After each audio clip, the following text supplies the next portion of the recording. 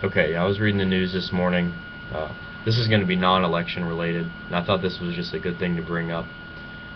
Um, in the UK, some minister, I think it was the Minister for Energy, whatever their equivalent of the energy department is here, he announced he was going to stop subsidizing wind energy. You know, they were cutting back on some subsidy program, or saying they were going to, and you can look at the data and then everybody's shocked, saying that nobody's going to order any more wind turbines. And I just think this is interesting.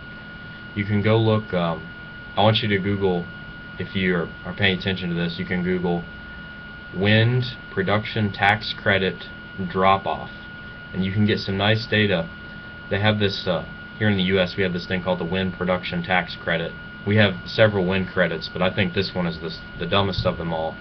I think it's like a 2 cents per kilowatt hour subsidy, and you know, usually you pay, depending on where you live, a little under or over 10 cents a kilowatt hour. It could really vary for electricity.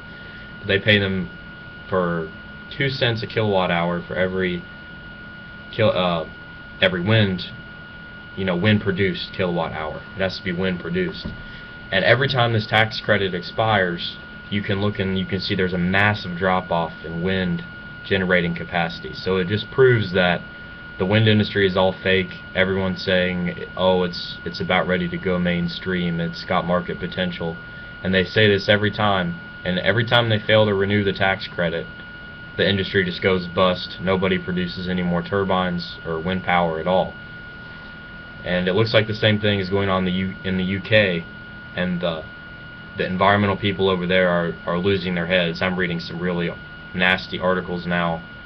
They're saying that the cutback in wind subsidies is obnoxious because apparently they think they have the right to live at the expense of everybody else to produce unaffordable energy that doesn't match up well with the power grid, and it's also expensive to boot. So anyway, that's just a little break from the election.